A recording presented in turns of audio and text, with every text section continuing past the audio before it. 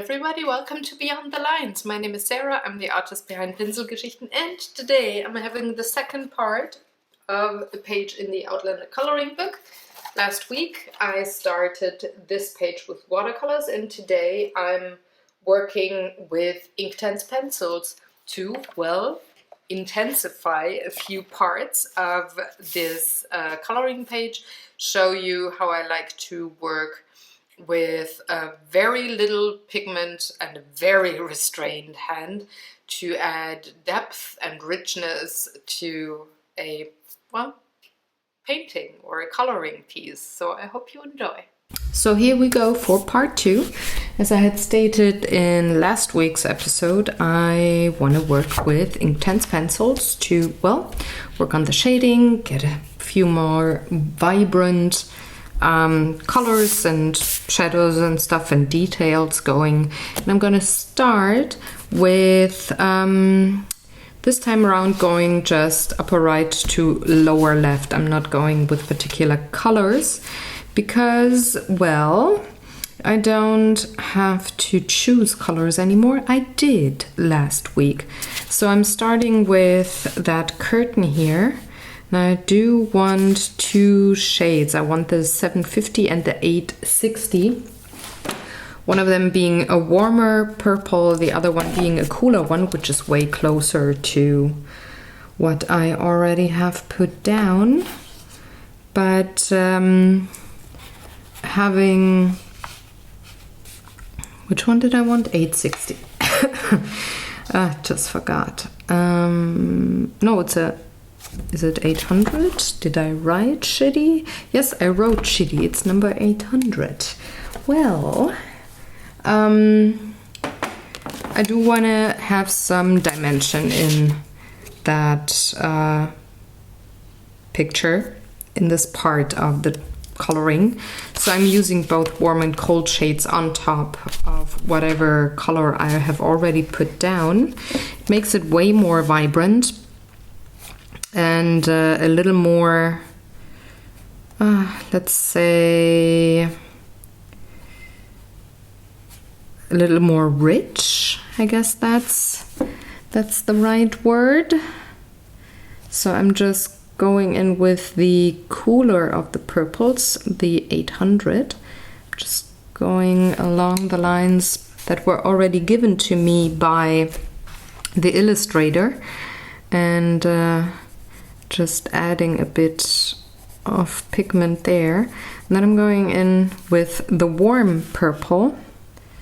And I'm feathering out just a little bit here on the bottom.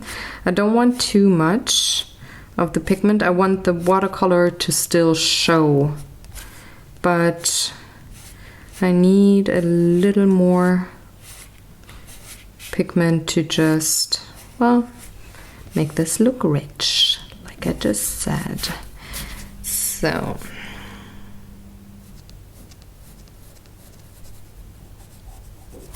now I might also get my favorite blue shading color, the indigo. In the Inktense it's number 1100, and you can find all the pencils and such that I used on my blog post, which will be up an hour after this video is published. So you can hop on right over. The link is in the description box below, and look for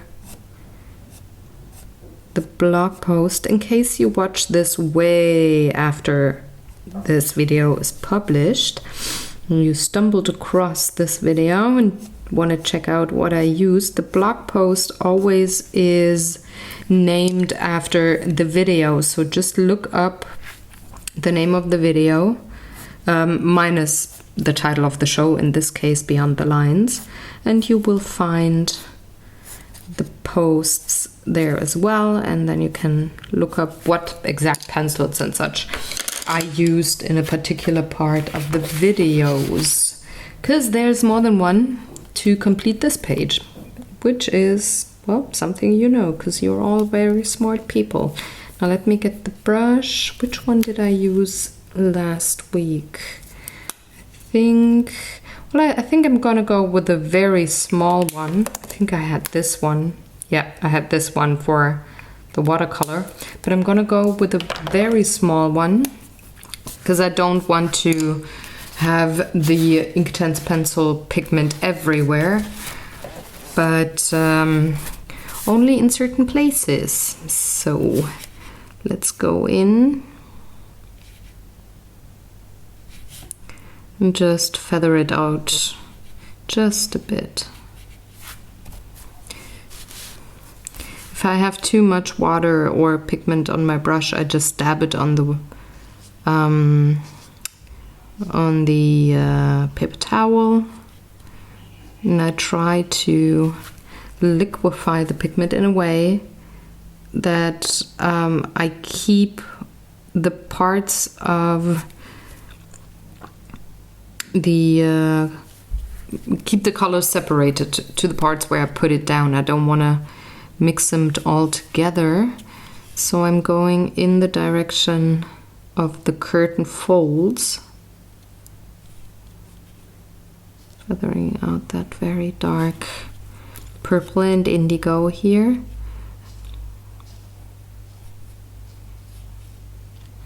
And I try not to pull the pigment too far. I want to have that light purple part of the watercolor underneath visible in the upper part of the curtain, the upper section there. So I'm really going slow, as you see, and restrain myself from pulling that ink all over the place. All right, curtain is done. Now I can move on to the hair of Claire hair, or do I wanna, no, I think I wanna go with the door first, and I just need a bit of a very dark brown. I'm definitely gonna go for the 1920, just to stay in the same color scheme that I used for the door, but I need something a little darker. I could go with the indigo blue that I already used in the curtain, but I'm actually going for the next shade here, the 1930, which is dark chocolate. I mean, why not have a chocolate door? So I'm going to start with the chocolate tone. Just go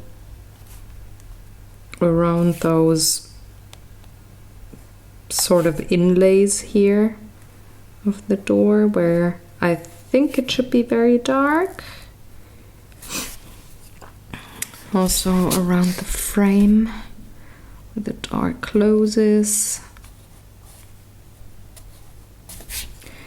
And I'm using the lines that the illustrator gave me here. And then I'm taking the, what's it, madder brown, that's more, that's way closer to what the watercolor looks underneath, and I'm just going to put it down here on the bottom just a bit, where I think it should be a little more prominent. Same here underneath the arm. And the tricky part of this section actually is in the style of coloring I do this week, or this time around with this coloring pages, not to have too much on top of the watercolor because I really want it to show, but still have enough of a difference between layer number 1 and layer number 2. So this is a restraining job here. Right.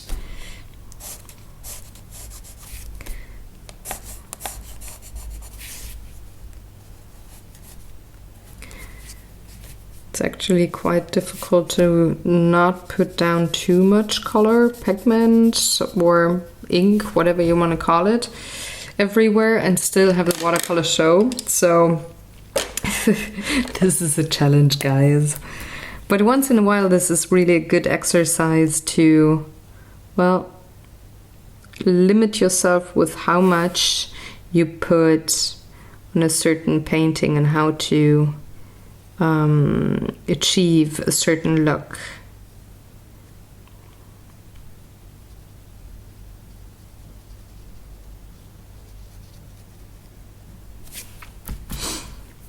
The same also goes for the way I use the water here, being very, very gentle with the amount of water that I squeeze out of my barrel. But also I'm being quite restrictive with my movements, so I don't want, for example, that dark chocolate pigment to go everywhere. So this is a little more of a tricky thing for me, because usually I'm having quite the loose hand when I paint or color or draw. I'm not being very restrictive with the way I move, but once in a while this is a really good exercise to do, and I like the look that comes with that kind of working, so I think it's worth it to sometimes struggle a bit. I'm struggling with the technical part of not painting loose because it's very exhausting on my hand, and this is kind of physical therapy here for me, not to just let loose and slap that pigment down. So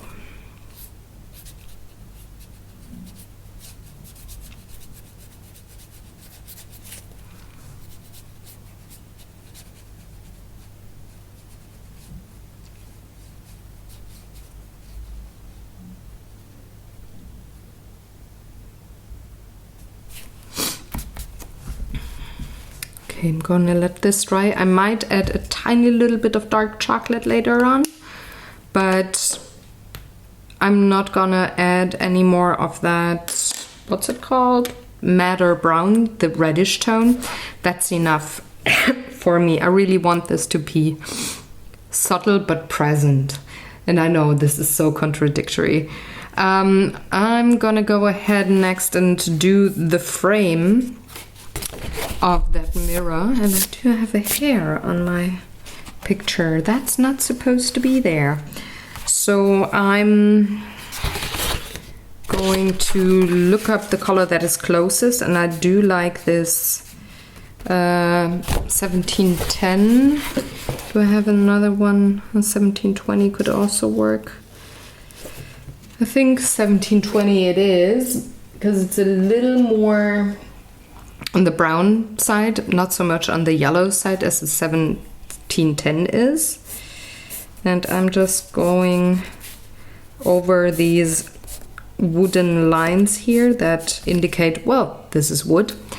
For the mirror, just gonna go over them.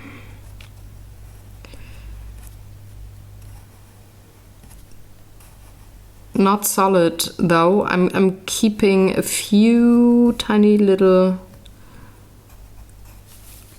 bits in between where there's no pigment, especially can you see? Yes, especially here where I think the light hits. It's indicated by the line work of the illustrator, so I'm leaving a few gaps. Then I'm just going over it with water, and that actually already helps making it look like wood. Sometimes you don't have to copy exactly how something looks. Sometimes you just gotta indicate what you want something to look like in artwork. And I do prefer that kind of work when I have an overall rather not so detailed kind of a look. That's vague, I know. This often is the case when I work with watercolors. I'm way less precise or photorealistic in the way that I draw a color, because I just indicate, you know, this is wood, this is what it looks like. That's all it needs for me to suggest to the viewer, hey, wooden frame. And I do like that kind of work a lot. Now let's go on to, oh, I forgot there's a little bit of a stone wall, so let's take care of that. I need a warm gray. Excuse me. So I'm going for, which one do I like?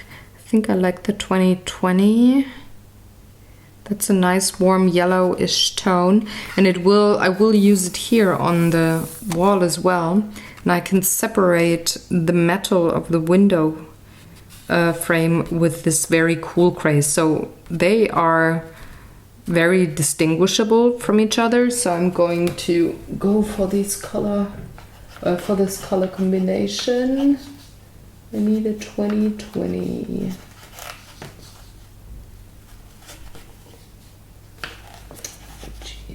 There we are, Indian ink. And Indian ink is a very warm kind of a gray. I'm just adding very little to it.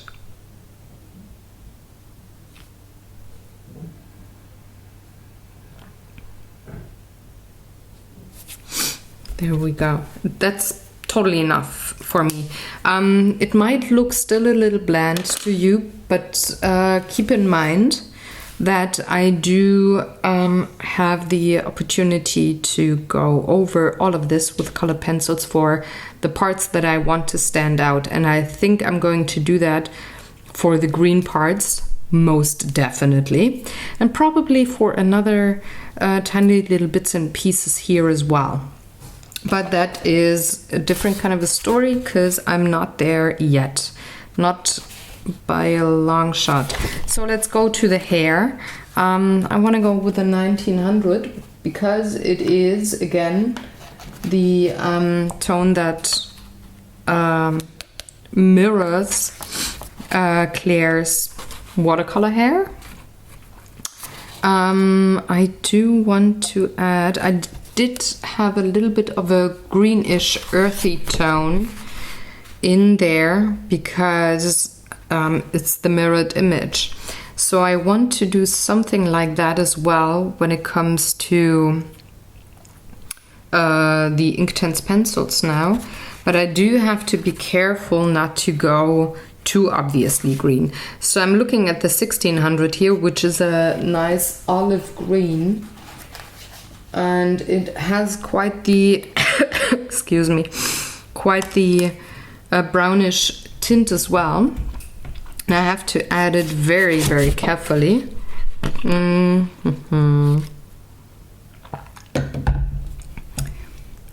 I'm thinking about adding a third color, the 1730. Let me find it. There we are. Which is a cool brown color. Because remember from last week, I do have cool browns and warm browns in here, as well as a little bit of green. So I'm going with the same color scheme for the next layer, but I'm going to be very restrictive with the reddish brown, the willow. Because I don't want this to stand out too much. Just where pretty much the light hits, I want to have that rather obvious, very warm brown.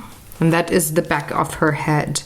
Because remember from last week I had told you that the light hits from the upper left hand side. So having this, the mirrored image, it would hit from the upper right in real life. I know it's a little difficult to sometimes remember how it goes with the mirrored images, because you see it, well, as a mirrored image. So you cannot go with the upper left hand side in the mirror just because you have the upper left hand side in the real picture, the real scenery, to be your source of light. So now I'm adding that oak color, the brown I was showing you.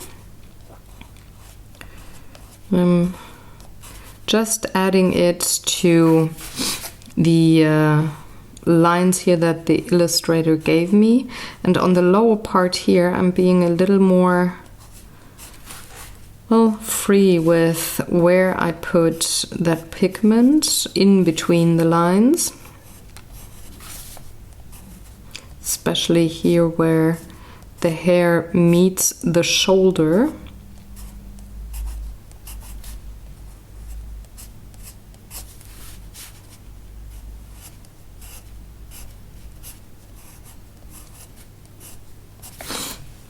I'm also going over some of those warm willow brown parts with my dark oak.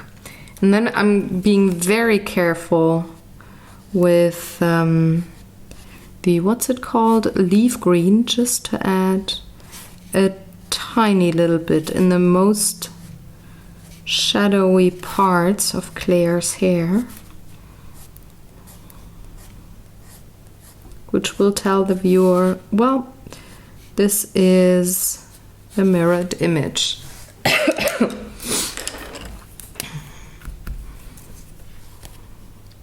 And I'm very slowly and very carefully liquefying the pigment, going with the lines the illustrator gave me to not have this look totally plain and dull, but to make sure that I keep the watercolor look underneath visible, that I keep the texture, the structure of Claire's hair wavy and well, kind of soft looking in this particular drawing here. From the books, she has way more unruly curls than it is depicted here, but I actually like the way the illustrator did the wavy, soft look of their hair. It's freshly brushed. It's a little less unruly as it is usually, I guess.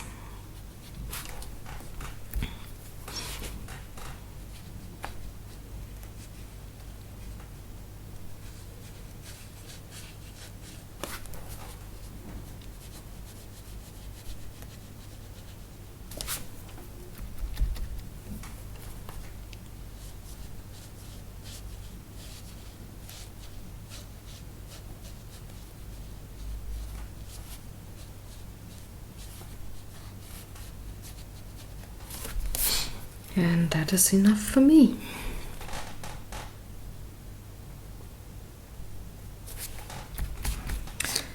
On to the skin tone.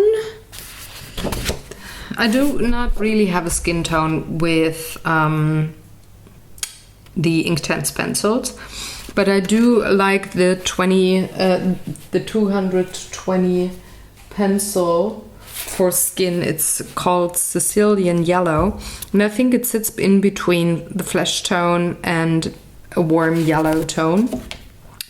So I really like to use it for skin tone when doing when using only Inktense pencils. And again, I'm having trouble speaking. Jesus. I'm going very softly around the edge here, having a little more of that pencil here on the lower left, because again the light in the reflection hits from the right hand side.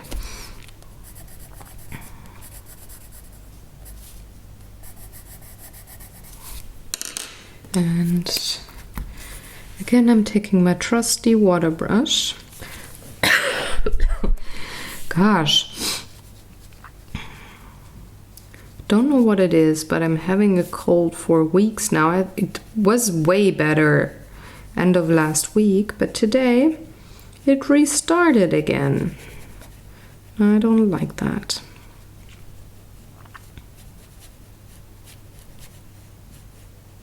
Makes my throat really scratchy. But well, I'm just pulling the pigment here a little further than I would in other parts of this coloring page. But since I do not have any other pencil to add for this layer, I can be a little more bold. Especially since the Sicilian yellow is not a bold color. So now let's go to the lemon yellow bodice, and I'm taking the sherbet lemon and just going with the line work again, adding it quite boldly, or with quite a little bit of pressure where the line work is.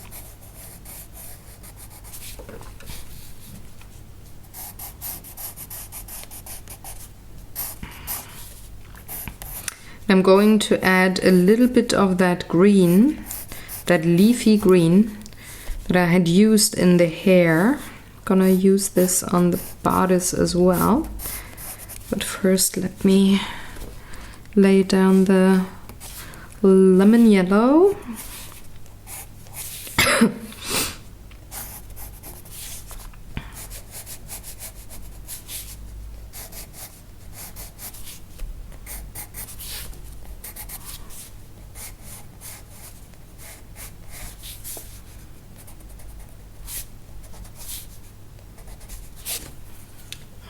Where do I have the green? There it is. I'm being very soft with the green, and I'm going in just here and there to add a little bit of that pigment to add interest and a little bit of depth and richness. Not too much though. A little more here on those dark shadow parts here in those folds. But again, not too much. It's really it's very easy to overdo it here.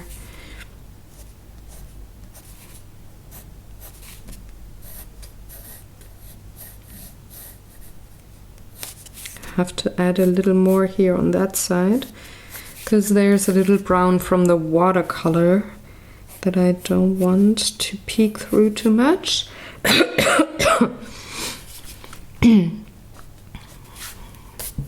Just to clean up the edge.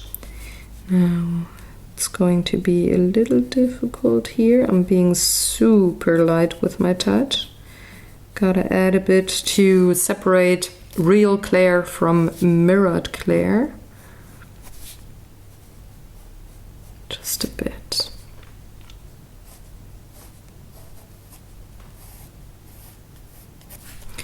Also here on the arm, on the outside, just with the softest touch that I can master.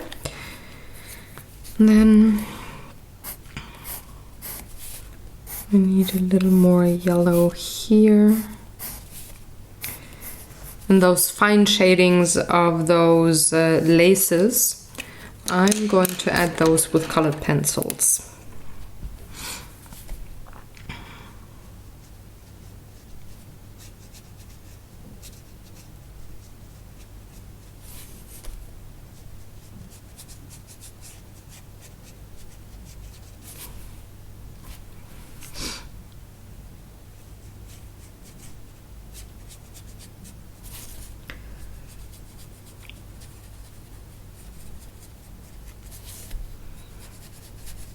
The green makes it a little more, well, dirty looking, a little more used. But I think Claire wouldn't have a super duper new bodice. They would give her something used. So it's probably been worn and worn and worn before she even gets this piece of clothing. So I think it is okay that I make it look like that too.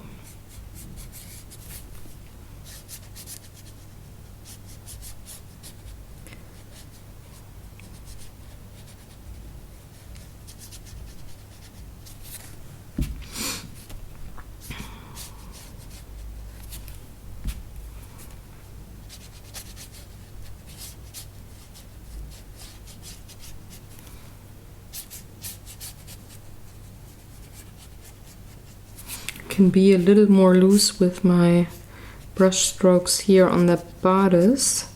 Don't have to be as restrained as I had to be with other parts, but still I want to make sure that the watercolor is peeking through quite a bit.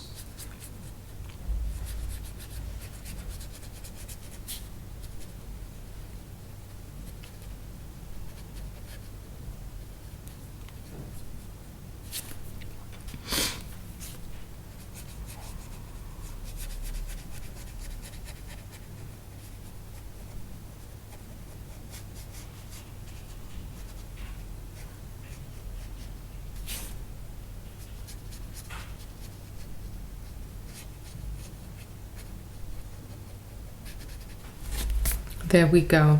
I think it makes a huge difference if you look to the left-hand side, to the front of the bodice, and just the tiny little bit of ink that I added on the right-hand side. I think it makes all the difference. But now I want to go in for the choker to not forget it. And I need the May green, or what is closest to a May green. It's called Fern, with those pencils. And I'm going to add pigment, not everywhere. I still want to have quite a bit of only watercolor visible. But since these are the bits and pieces that are supposed to stand out, I want to have these be the oomph parts. And that's a technical term, guys. I want these to be the focal point pretty much. I need to add quite a bit of lovely light green here to, well, make it pop. I will go over these tiny little flowers in the next video with colored pencils and markers or whatever. I'm not gonna let them get lost here in that funny little ink play, but that's something to take care about later. Now for the skirt, I already have the 1730 out. I think it was the oak. Yes, I do. And I do need my trusty blue indigo pencil, and then I need some darker color. This is way more brownish than this black, so I'm going with the 2010. It's called sepia ink, so it's way more brown. And I'm starting off with the oak pencil, so the lightest of the browns that I'm using here today. I'm just going over the skirt quite a bit here on the upper part.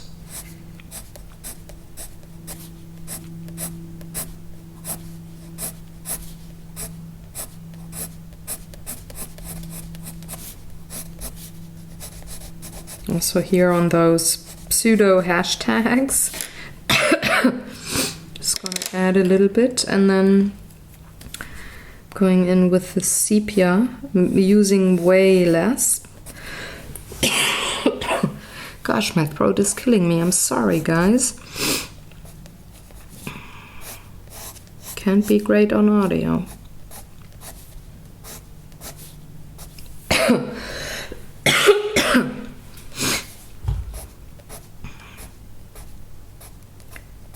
I'm adding a little more on the left-hand side of the skirt because I want to have a distinct line between the real life Claire and mirror Claire.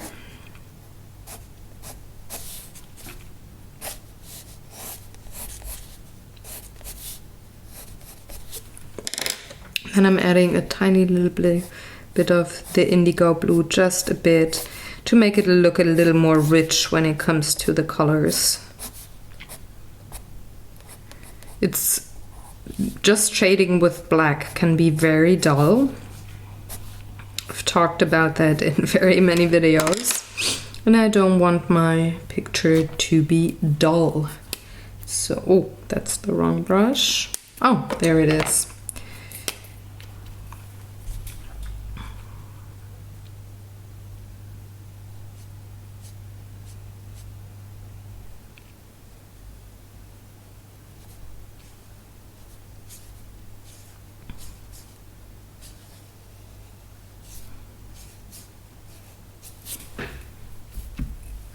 I don't want to reactivate too much of the watercolor underneath, so I'm being very careful with where I put my water. But sometimes just gotta feather it out a bit more to not have it look too blotchy.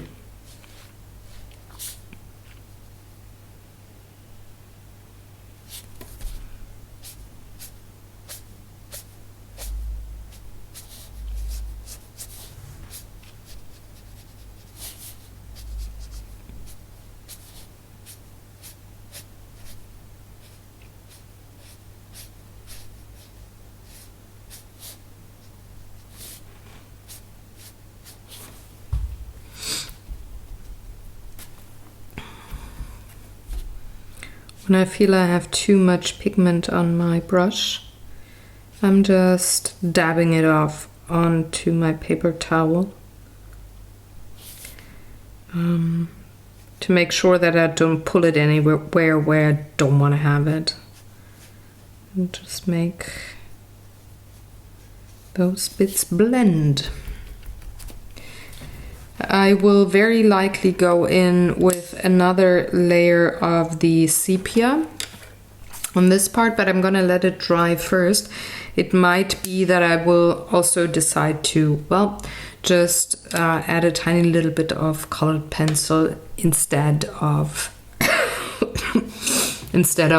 another layer of sepia ink.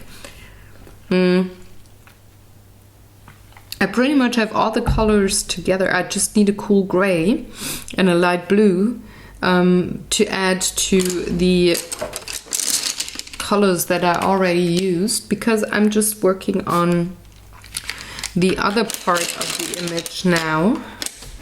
And I will start with letting my paper towel fall, of course. I will start with the light blue and the gray to get that out of the way. I think I want the 830. It's a little dull for the background, but the time of the year that Claire is in the castle is actually maybe working with a little bit of a more of a quiet or less vibrant kind of a blue. And also I want this to be in the background, so I would never choose something like the 820 or the 900. They are way too bright for my personal taste. But I also need the 2110, the Payne's Gray. I'm sorry, guys. So for the, what's it called? Navy blue? Yeah, the navy blue, I'm just gonna go very lightly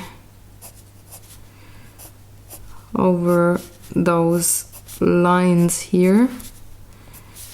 Not gonna add it probably in every square or whatever that is called. But I want a little bit of an interest, a little bit of rich blue here and there, especially down here where I have too much of the watercolor gray, because, well, I said earlier I do have struggle. I do struggle with my hands sometimes. Now for the gray in this part, I'm not gonna add any.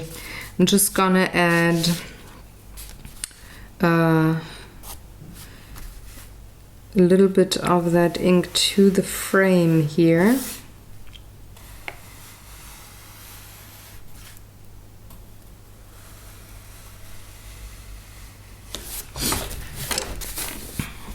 I think the gray on that mesh is way enough, and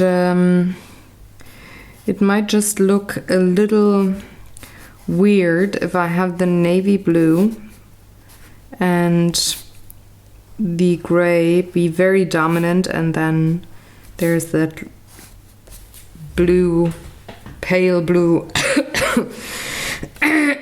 background there. Jesus Christ. Sorry about my throat. Gonna have the frame a little darker, but still I want the watercolor to show, so I'm not covering it up altogether. Now I'm starting with the blue.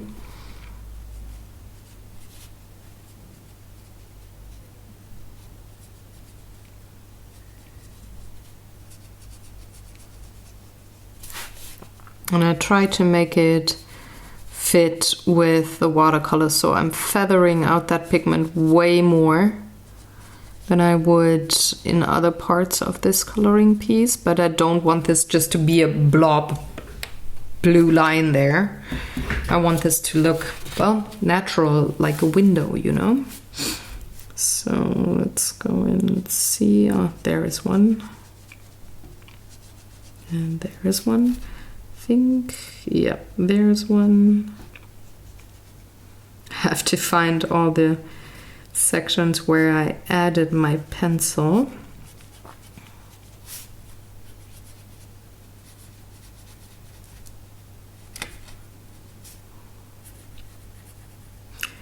Because, you know, when you add Inktense to anything, it's permanent if you have the pigment liquefied.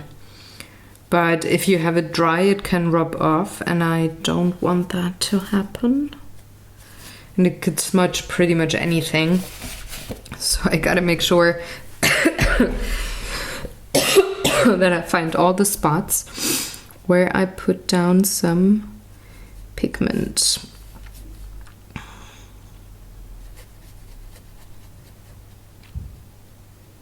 Adding the gray here to the window frame.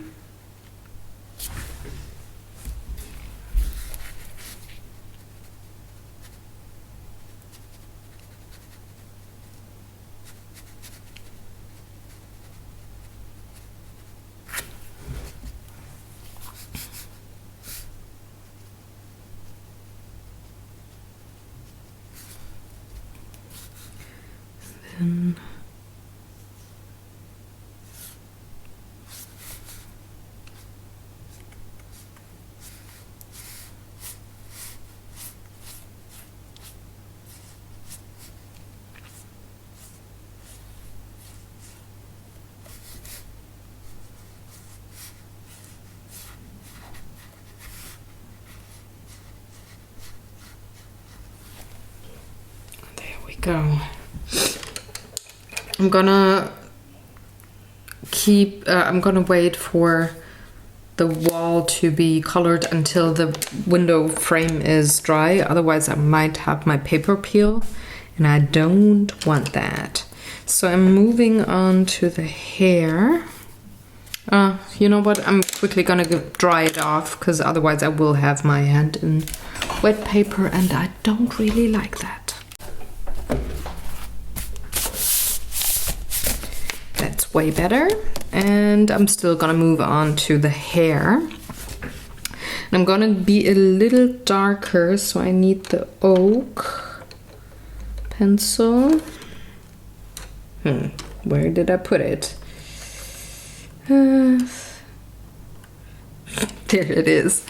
Because again, light comes from behind, so everything here will be more of a shaded or darker kind of a part of hair.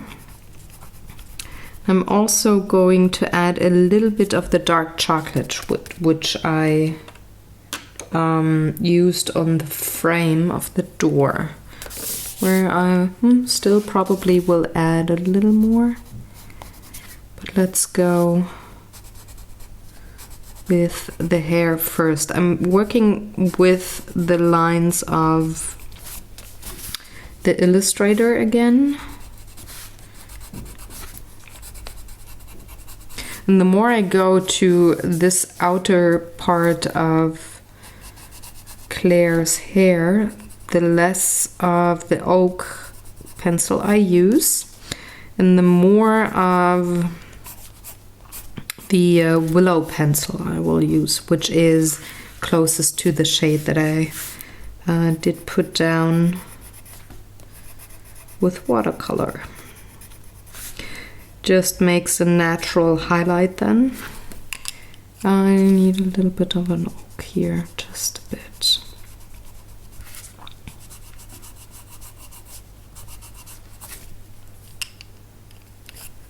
Here's the willow.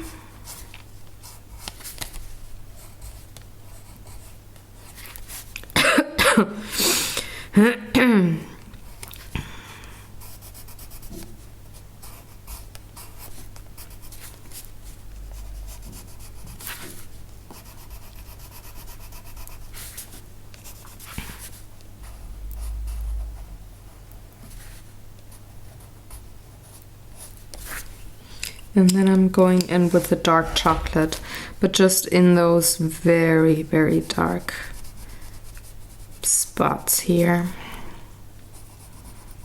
I have to make sure that I don't have too much of that dark brown down. Otherwise, her hair will look, well, less like hair and more like just a helmet, pretty much. And I don't want that.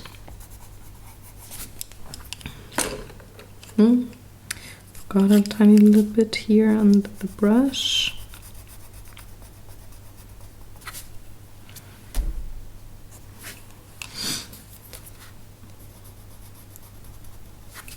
All right, moment of truth. If I have my colors correct, or the amount of pigment that I put down, I should say. Looking not too bad. Now I'm starting with the warm willow tone here. Usually I would go from the right to the left hand side. But since I put all the pencils down, I'm going from the lighter color to the darker tones. Like that, working like that makes me cleaning my brush less often. I don't have to put it onto my paper towel too often. I just can go over everything and add water. It's just a lazy way of coloring, but you know, I think it's fine to save yourself some time here and there.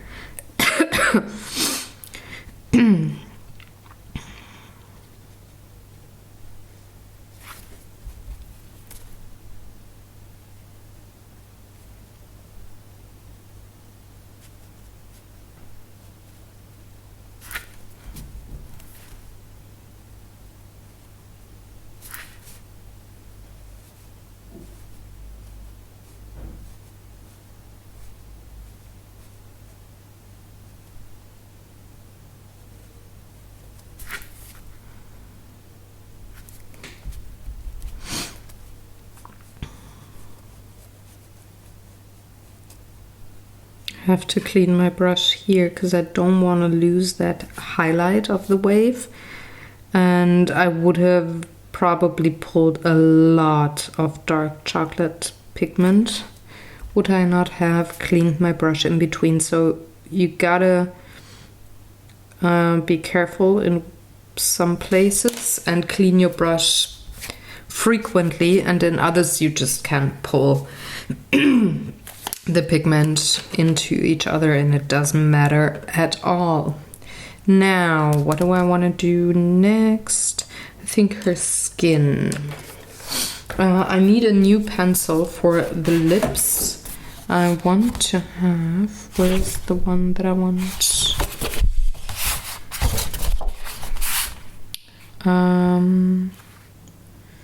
I want to have the 310. I think it's called Vermilion. Let me look. Yeah, it's mid vermilion. And I'm just going to add a little bit on that middle line. I know this looks horrible right now, but don't worry. I'm adding a little bit of the Sicilian yellow.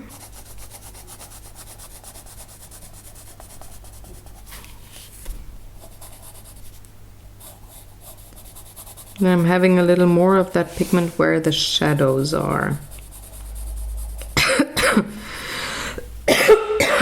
Sorry. Also adding a little bit to the line work given to me by the illustrator. Hold on, I gotta drink a sip.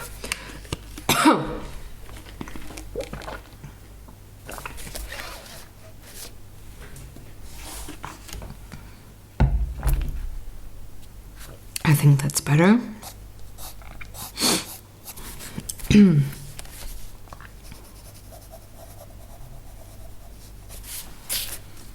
And I'm also going in, adding a bit to her hands already.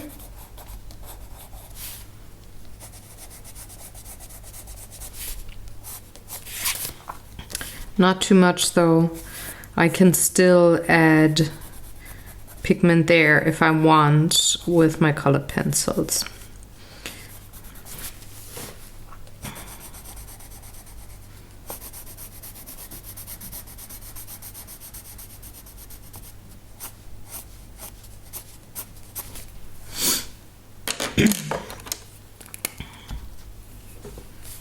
All right, I'm going with the yellow first. Ooh. See, I picked up a little bit of that chocolate brown. It's not too great.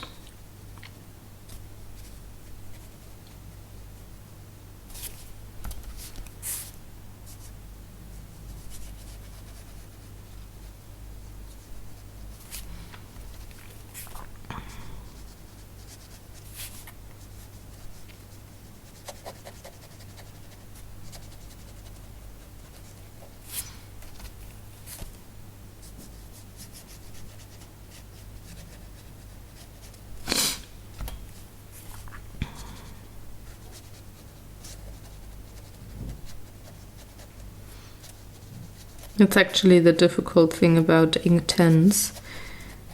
The pigment is super rich and that's a great thing, but if you have one tiny bit of color left unliquefied, you can easily pull it with the next color that you're using, and it's really not that great if the color you're using next is lighter than the first color. So in my case here, yellow is a way lighter color than my chocolate brown, and I had just a tiny smidge of chocolate brown that was not liquefied. And it could ruin, or well, make it quite a bit of extra work for you to correct that if it happens to you. All right. Oh, the lips. I almost forgot.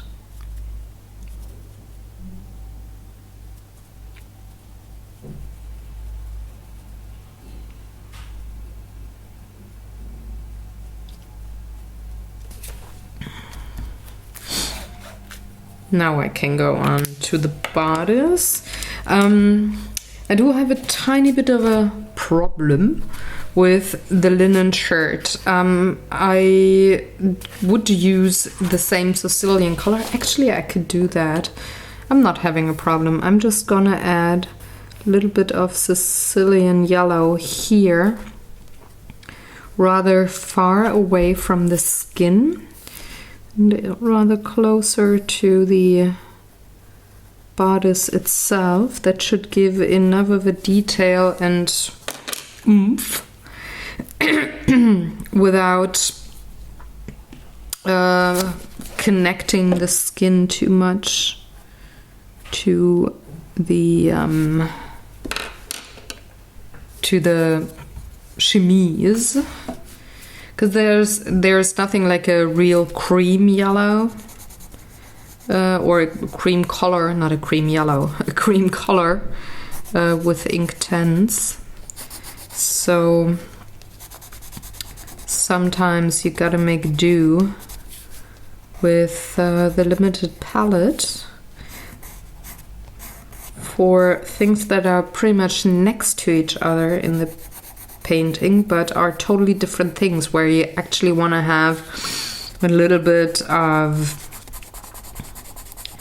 a color difference, but you gotta work with the same shade. So I guess the solution is to put the same pigment down for both parts, but have them not quite next to each other.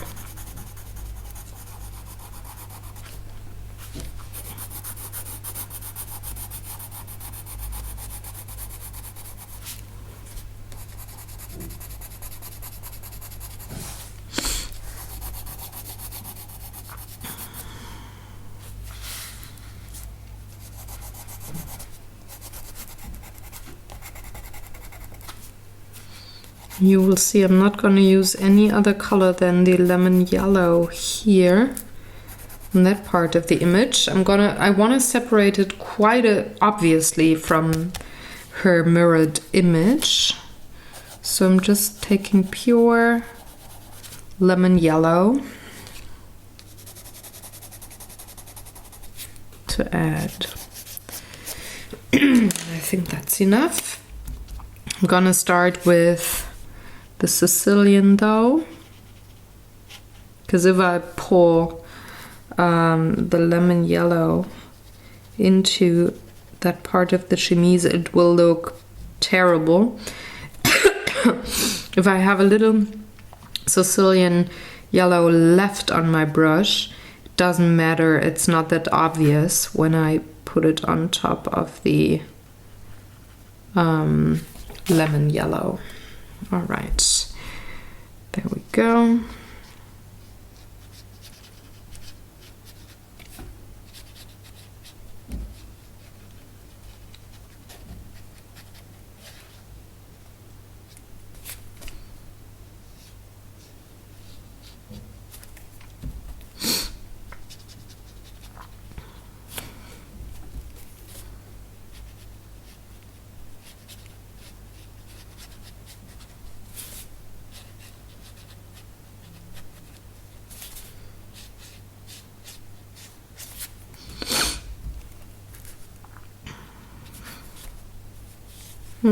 Forgot a tiny bit there in her bodice.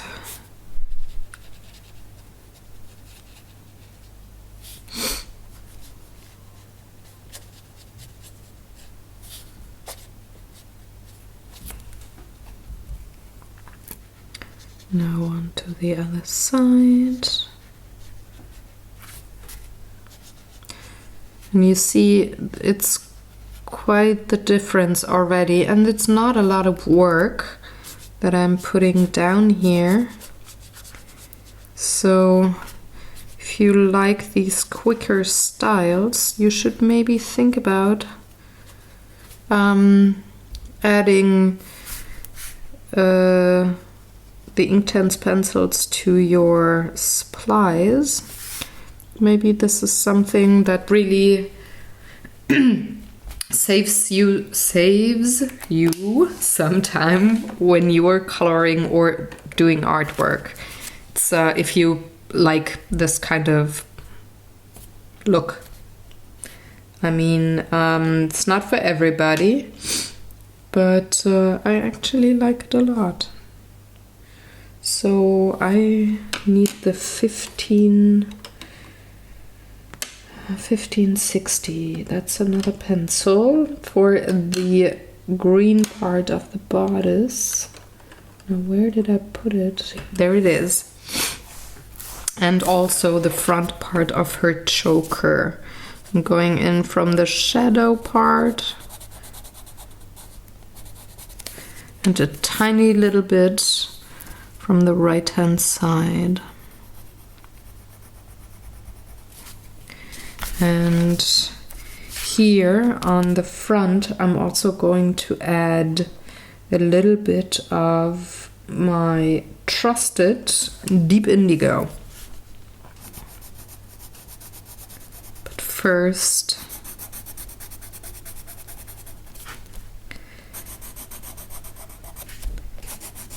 the green.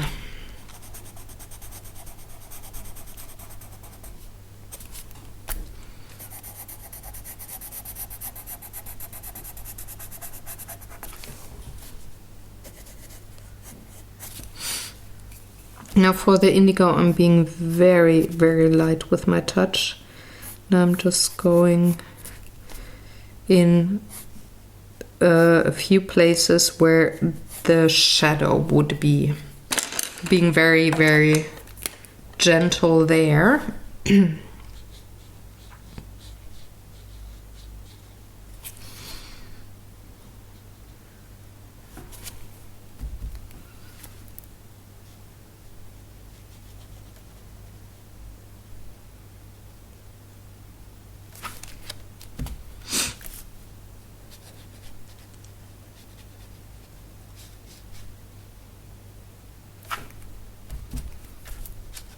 And I'm very careful to not pull the indigo in at all. So I'm cleaning my brush in between, and then I'm just pulling the fern green. That's enough. Now I can go on to the brush. Get that sorted out so the brush has a little bit of that madder brown.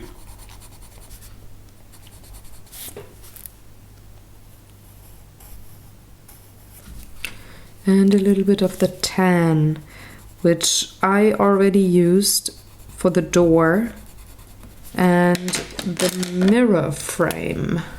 So this kind of color repetition makes a piece of art look, well, not that busy, rather calm and very pleasing to the eye.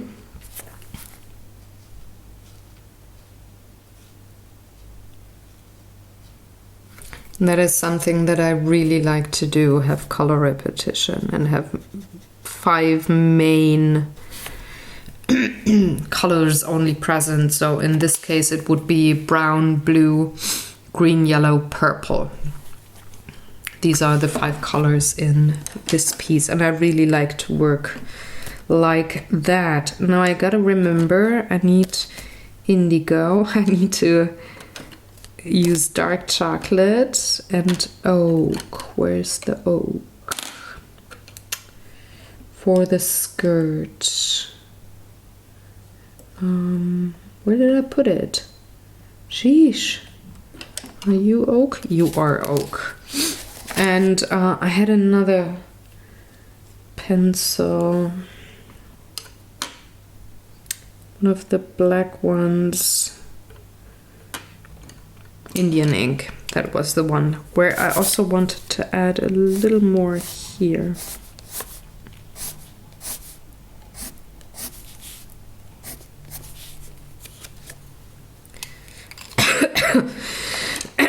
I can liquefy it all at once. So I'm starting with my lightest. Going over the skirt, and I'm pulling down the Inktense all the way down to the skirt, because down here you see there's only watercolors. But in the non-mirrored image, I want to have it all the way down because I want to separate it from the mirrored image.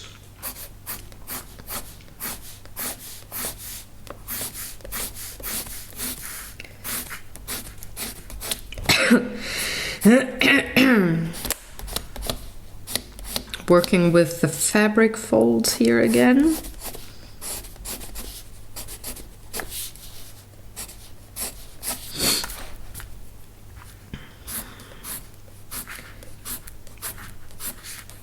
And I'm not too concerned if I don't have a lot of that oak pencil down here, because I'm gonna add a lot of other pencils to it. Way darker ones, so won't probably notice.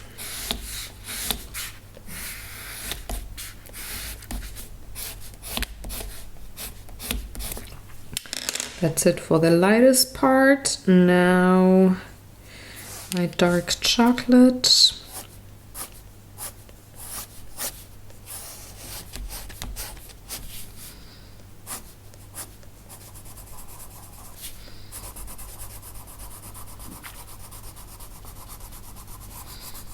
Putting that down as my dark brown here on the top of the skirt and underneath the part where the bodice overlays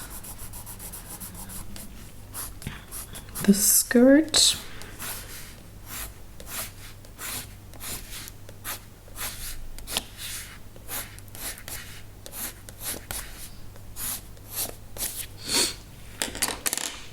Onto the Indian ink, even more of a dark here.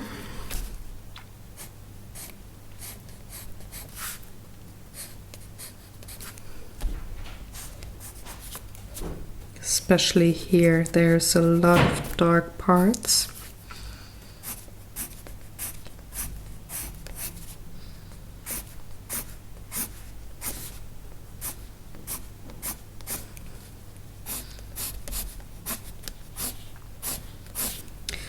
And for this skirt, I'm going to use a bit of a bigger brush to liquefy the pigment, because I don't want to struggle as I did here to, well, not mix the colors too much, but still have them look smooth.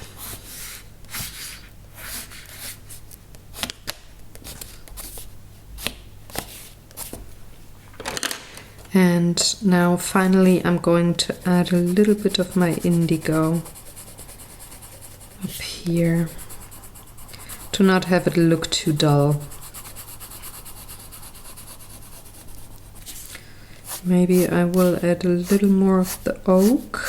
I think I should. But I should find my oak pencil. There it is.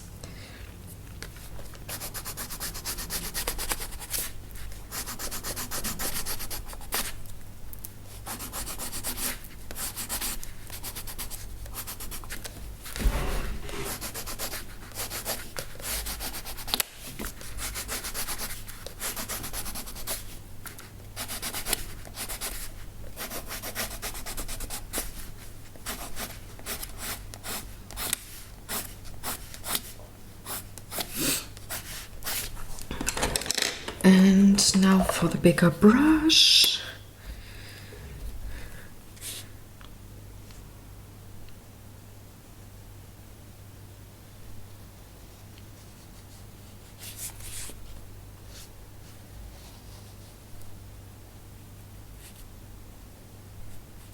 That was one of the most important lines on the skirt,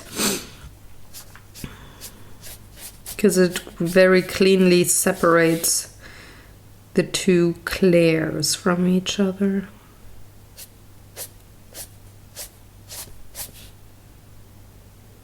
And I think that is very important, that you don't lose that ability to distinguish the two skirts.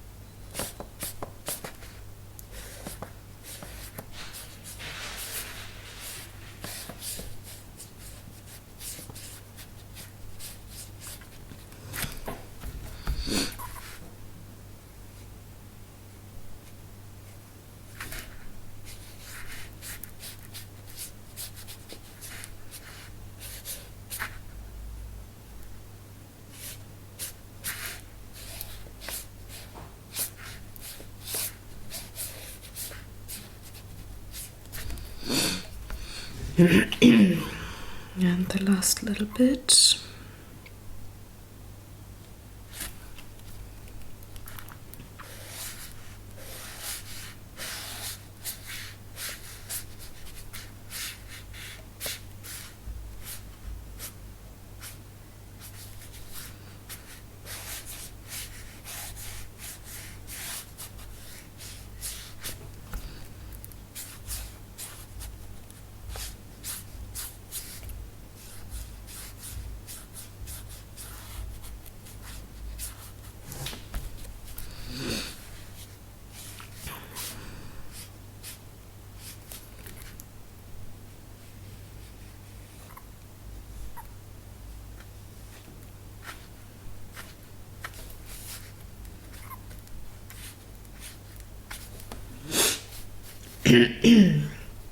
There we go.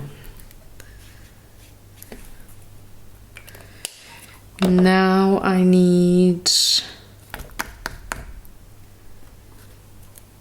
the oh, I forgot the other skirt. Had added a few lines here.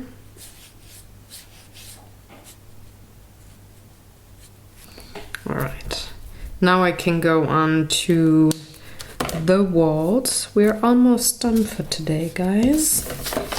This is the part where I throw my pencils, and then oh gosh, then I'm gonna excuse me. Then I'm going to dry this off and after drinking a sip, I'm gonna dry this off, turn the book, and then I can take care of that final tiny little part here, and then we're done for today, because it's already, well, an hour and 15 minutes. All right, now I can go on with the purples again, because I want to start on the upper part here. And I also need indigo and the other purple. Yep, that's correct. So I'm having a little bit of the violet. That was the cooler shade of purple. And I'm just going to put it down here. Don't be distracted by the camera, but I need it for a little bit of vlogging footage. So that I can tell you in the vlogs that I did record and that something's gonna be up soon. Last thing I'm adding is indigo.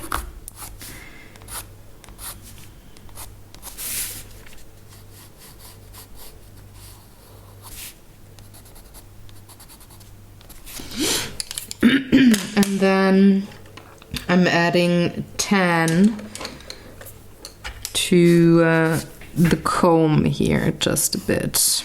That's enough already.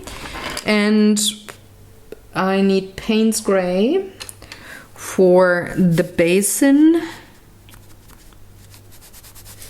and the water thing. What's it called? Gosh, guys. Could also be a vase, but it's not.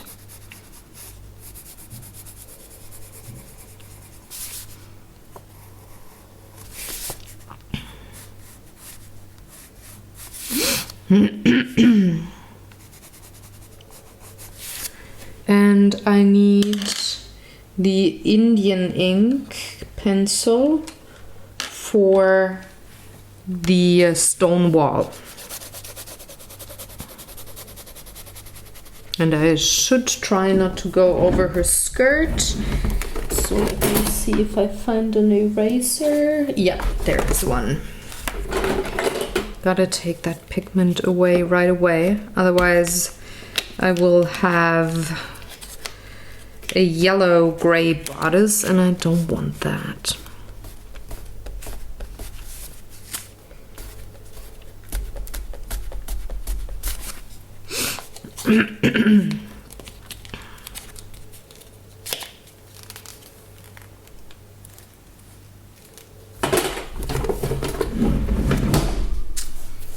There we go.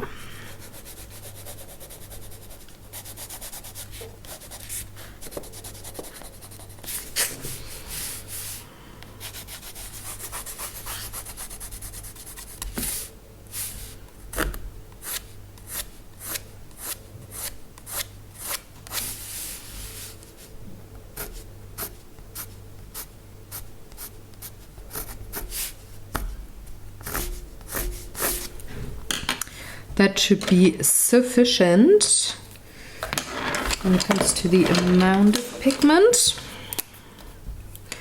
So I'm starting with my now top of the page, which is actually the bottom.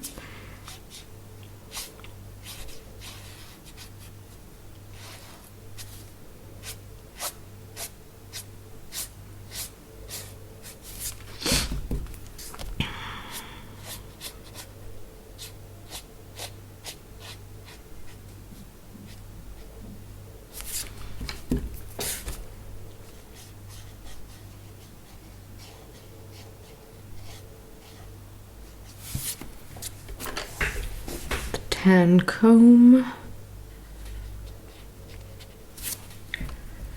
and now the purple here underneath, and the blue, of course. Purple on the other side.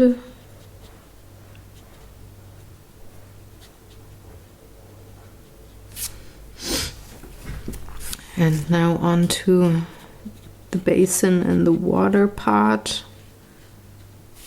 And that lovely Payne's Gray.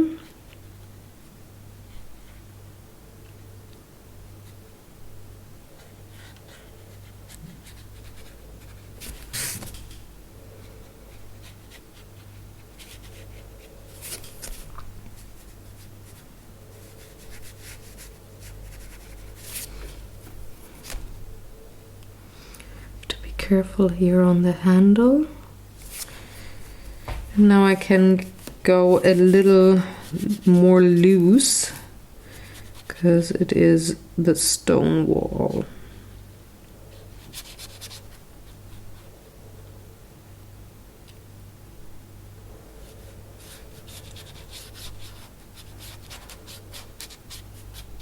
It can look way more uneven because it's supposed to be, well, old stone.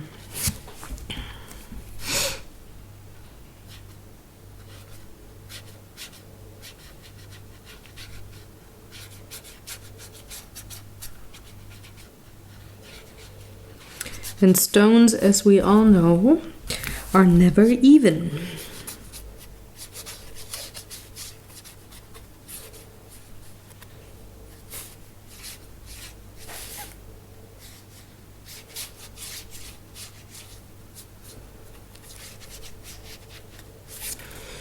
There we are.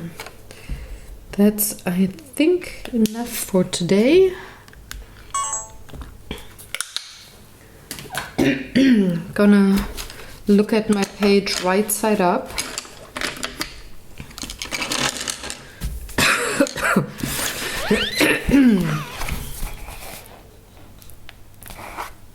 And yep, that doesn't look too shabby, I think. So I thank you very much for watching. Sip of water.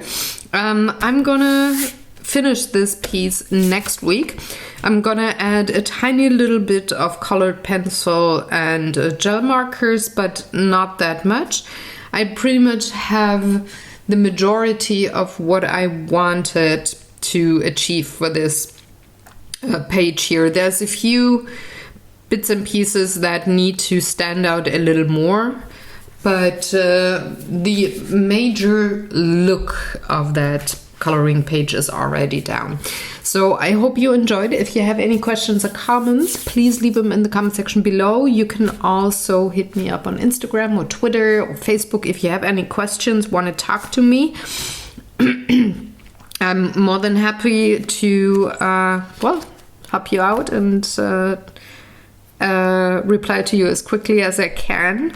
And I thank you again for watching. Give this a thumbs up if you liked it. If you're new here, there's loads and loads of coloring pages completed. You just gotta check out the Beyond the Lines playlist. There's even more videos on YouTube, so check out if you want to hit up some videos over there and take a look. I will see you next week. Have a very good day, and do something good for you. Color something. Have fun. Bye.